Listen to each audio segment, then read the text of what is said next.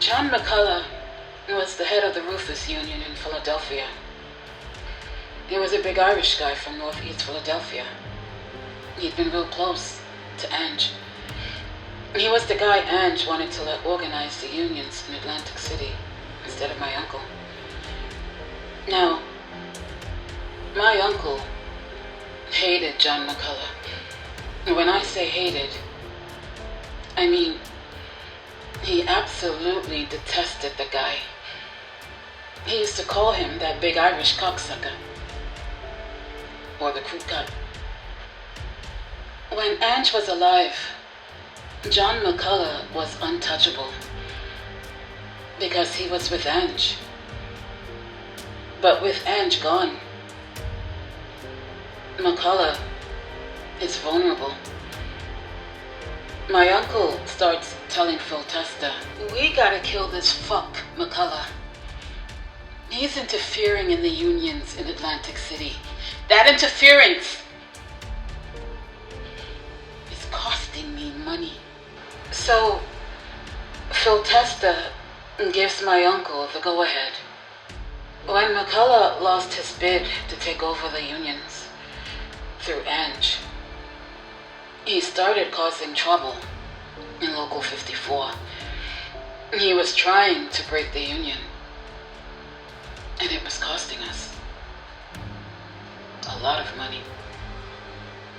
My uncle goes to Raymond Long John Martirano, who's a member of our family and who's close to McCullough, and tells him, "I want you to help us kill this guy. He's no fucking good." This was a way to test the guy's loyalty and at the same time eliminate a rival. Show the guy that you're the one with the power, the muscle. This is how my uncle was. He wanted to kill everybody. Everyone was petrified of my uncle, because with him, it was straight to the gun. He didn't give a fuck. There was no talking. If anything, it was the bullets that did the talking. Even though Phil Testa was the boss, no one in our family was more powerful than my uncle. When the guys from New York wanted to discuss business with our family, they came and saw my uncle. When it was time to whack somebody out, it was my uncle who was calling the shots. He would determine who was going to die and who was going to kill them. So, my uncle tells Long John, "I want you to use Aldadone on this thing." Now, Aldadone was part of the bartenders union out of Camden, the one with Ralph Natali, which was the other union that Ange was pushing to get into Atlantic City. My uncle figures this is a way of testing Aldadone's loyalty as well, since at one time that union was opposed to my uncle. He tells Long John that he'll make Aldadone a business agent for Local 54 if he helps out with the killing. And if he doesn't, he'll kill him instead. As crazy as my uncle was, I guess you can say there was a method to his madness. On Tuesday, December 16th, 1980, a delivery van pulls up outside the home of Philadelphia Roofers Union boss, John McCullough, in the Bustleton section of North Philadelphia. The delivery man was carrying poinsettias, the bright red flowers that are synonymous with Christmas, which was only 9 days away. McCullough's wife answers the door and lets the delivery man in. He places 2 plants on the kitchen table. Standing several feet away, talking on a telephone attached to the wall, is John McCullough. McCullough nods to the delivery man. The delivery man nods back, then tells Mrs. McCullough he has one more plant in the truck and that he would be right back. John McCullough sees that his wife has $2 in her hand to tip the delivery man upon his return. He puts his hand over the phone and says, "It's Christmas. Give him 3. When the delivery man reappears, he is carrying the third poinsettia and places it on the table with the others. Without hesitation, he pulls out a .22 caliber handgun and fires 6 times into the head and neck of John McCullough at close range. The union boss slides to the floor as a pool of blood surrounds him. McCullough's wife screams in horror as the gunman very calmly leaves the house, gets back into his van, and drives away. John McCullough would no longer pose a threat to Nicky Scarfo's control over the unions in Atlantic City. He was dead. The night they killed McCullough, it was all over the news. The top story. My uncle was very happy until he learned that Long John didn't kill McCullough himself. He had used a civilian, some kid named Willard Moran. This motherfucker used a civilian! Some fucking Irish kid! Now my uncle wants to kill Long John for using this Moran kid to do the hit. But Phil Testa calms him down. "Nick, if we keep killing everybody, there won't be anyone left."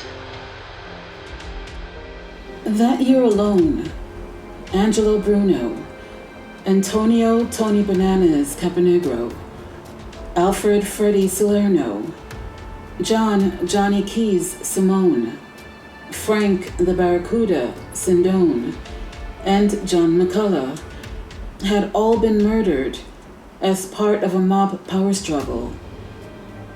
And that is how 1980, the bloodiest year in the history of the Philadelphia mob, ended. Early in 1981, we learned that the U.S. Attorney's Office in Camden was going to indict my uncle for illegal possession of a firearm by a convicted felon. The case stemmed from a search warrant that was executed when they came to arrest us for the Falcone murder. They found a small .22 in one of my uncle's bedroom drawers. We knew it was coming, and we expected my uncle to do some time. Now, at this time, I was starting to get more involved in some of the other unions in Atlantic City. We controlled all of them. My uncle started giving me more responsibility now that I'd been made, and with the fact that he was likely going to prison at some point on the gun case. I started to make some inroads with a local politician named Mike Matthews. Mike Matthews wanted to become the mayor of Atlantic City. I sent word to him when the time was right. He and I would meet. We could discuss ways we could help him get elected. I also helped make a guy we knew named Joe Pasquale the chief of police in Atlantic City. We had the kind of power at that time where we could start a citywide strike with a single phone call. Literally shut down the casinos. All of them. We also had the kind of power that if people didn't do what we told them to do, we'd kill them. Everybody knew that. That was one of the reasons my uncle was so big on the killings. When people knew we were involved, all the fucking games stopped. They knew we weren't fucking around. Around this time, I got word that the president of one of the casinos wasn't going to sign a union contract with Local 54.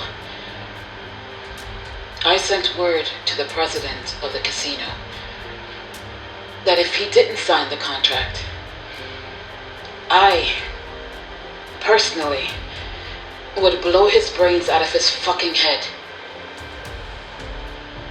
He signed the contract the next day. With little Nicky slowing down slightly in anticipation of a federal prison term on the gun case, his nephew, Philip Crazy Phil Leonetti, was stepping in, running the day-to-day operations in Atlantic City.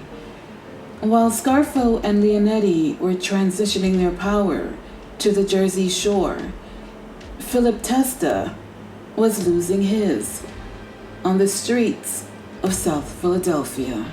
Chickie Narducci was back to his old tricks. The same shit he was doing with Ange. And the plotting against Phil Testa, he now started doing with the Underboss, Pete Casella.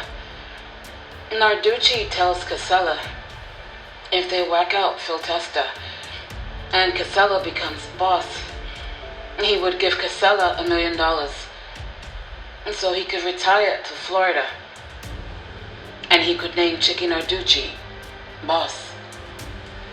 This is how bad Chickie Narducci wanted to be boss. He was willing to pay $1 million for it. Now, Chickie has tons of money. He had millions of dollars. What he didn't have was real power. And that's what he wanted. Now, Pete Casella doesn't have 30 cents to his fucking name. So when Narducci offers him the $1 million, he goes for it.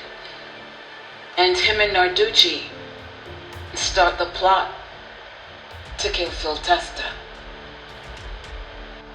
After the McCullough hit, me and my uncle were pretty much staying in Atlantic City and focusing on our operation, on our business. And even though my uncle was consigliere, we weren't going to Philadelphia a lot. So we were kind of out of the loop with what Narducci and Casella were up to. Now, you gotta remember, since the day my uncle came home from Yardville, I was literally by his side every day, morning, noon, and night. And where he went, I went. This is going on 8 or 9 years at this point. All these meetings, all these killings, all of this plotting. I had been charged with murder twice. He had just beaten the Falcone case. I was literally exhausted. Now, during our trial, my uncle tells me and Lawrence, if we beat this thing, I'm taking you guys to Florida. I gotta tell ya, I needed that fucking trip. And so did my uncle. In this life, it is not 9 to 5. It's 24 fucking 7. Especially with my uncle. He never stops. So one day at the office, my uncle tells me and Lawrence, let's head down there for a few days. We'll relax. We'll get some sun. We'll have a good time. This was the best news I'd heard in years. right up there with beating the Falcone case. So we fly down to Miami, and we're staying in a suite at the original Diplomat Hotel, which was in Hollywood, Florida. You should have seen this fucking place. It was a 5-star resort from top to bottom. Me, my uncle, and Lawrence would sit by the pool and just relax, have a few drinks. Then we'd eat at the best restaurants in town. Even my uncle was relaxing. He'd say, "We need to get down here more often. This is the fucking life."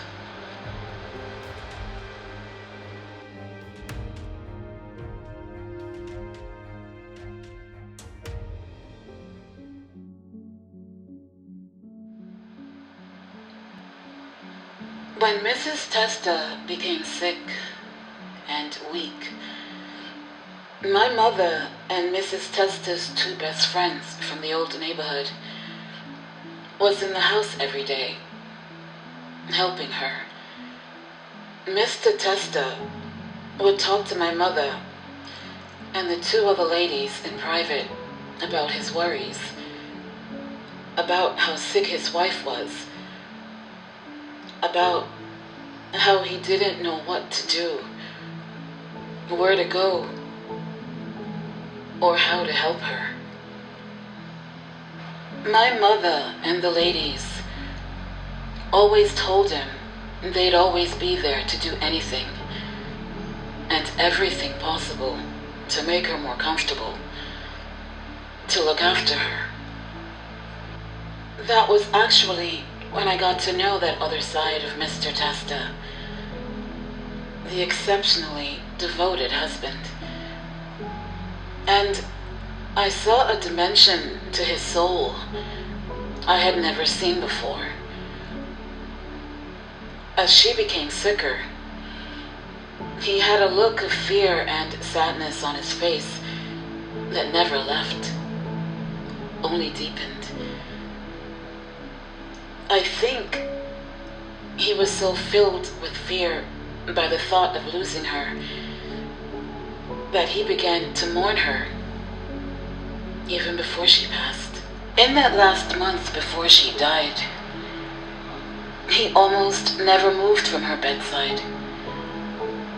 I would stop in to visit, and he would be reading to her from a book or a magazine or watching television.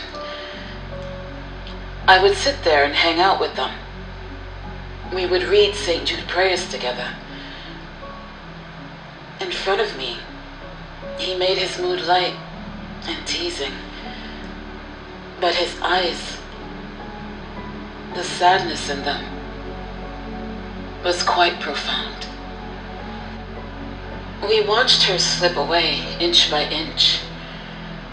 Quite frankly, nothing was more awful for Salvie. Mother and son worshipped each other. She was nothing if not the classic loving Italian mother whose son was her hero. It drove him crazy that she was dying and he could do nothing to halt the process. But he was in total denial. He never wanted to discuss her illness with me, despite my efforts to get him to open up about his feelings. We were just 24 years old when she died. There was no one sadder in this world than Mr. Testa. Salvie always pretended he was okay, but Mr. Testa never bothered to perform or show himself as anything but what he was. Utterly and completely bereft with grief. That's when Sal and I began to think seriously about getting married. And to be honest, I was frightened to the core of the whole idea. The love, the connection, the closeness were all still there. The collective mourning was very deep and very big. And then it was just him and his dad in that house, and me and mine several doors down. And so it was only logical to begin to speak of us and our future. But how could you build a happy and healthy future on so much pain and sadness and uncertainty? How could I be joyful building that future, knowing that my life would become enveloped by that house and that life? I saw that I would slowly become a prisoner. I could see myself doing nothing but washing and cooking, and maybe later dealing with kids and all their stuff. Little by little, inch by inch, my world, which I needed to be large and full, would shrink and shrink down to God knows what. Losing his mother, I've come to believe, was the real beginning of the end. It might seem logical to think that the beginning of the end for Salvie was in March of 1980, when his godfather, Angelo Bruno, was murdered. Really, it was Sal's mother's death, because that was when he began to go inside of himself and very, very slowly become impenetrable. That was the beginning of his great transformation. I never questioned my love. Every cell of my body loved him and accepted all the hurt and betrayal. I loved his dad too, who was always nothing but loving and sweet and very playful with me. I wanted to be there to help them, but I didn't want to lose my life. I have never before or since been so torn in two, and I didn't know how to even say the first word about any of this to them, because I was so deathly afraid of hurting either one of them. He and his father wore their mourning, literally, in the form of black armbands, all the time. They were always together in the months after she passed. Salvie never left his father's side. That December, I lost my Uncle Frank, one of my life's great teachers and heroes, and my heart sank further down. Neither one of us could help the other, and we went into a dark period. Everyone tried to elevate our moods, our hearts, but there really wasn't anything anyone could do. That Christmas, there were no wreaths, no lights, no trees. Not in my house and not in his. As we moved into the new year, little by little we began to come out of it. We would still hang out and make love in his room and talk and laugh and watch TV and sing along to Marvin Gaye. And then it was March. This was 1981, on the evening of the 14th. It was a Saturday. Sal says to me, "Do you want to have dinner tonight at the restaurant with my father?" I said yes. We went around 6:30 or 7 to sit with his dad and have dinner. They still had their black armbands on. Mr. Testa was sweet as always. We began to tell him about a wedding we had been to the week before. He looks at us, puts his fork down, and says, "When are you going to make me a grandfather? Your mother's gone. Your sister is doing God knows what in New York. And the two of you are here, always together. When are you going to make me a grandfather?" We looked at each other, Sal and me, and smiled and shook our heads up and down as if we were saying, "Yes."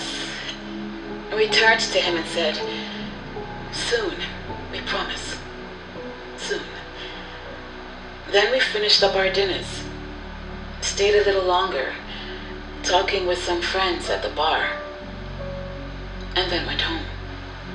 We didn't talk about his father's comment on the way home, or ever again, until 3.5 years later on that last night we had together. Instead, we made love with Marvin Gaye in the background, as we always did, and fell asleep for a little while. Around 1 a.m., Salvie says to me, "I have to go back to the restaurant. He's waiting for me. I'll take a shower and then take you home."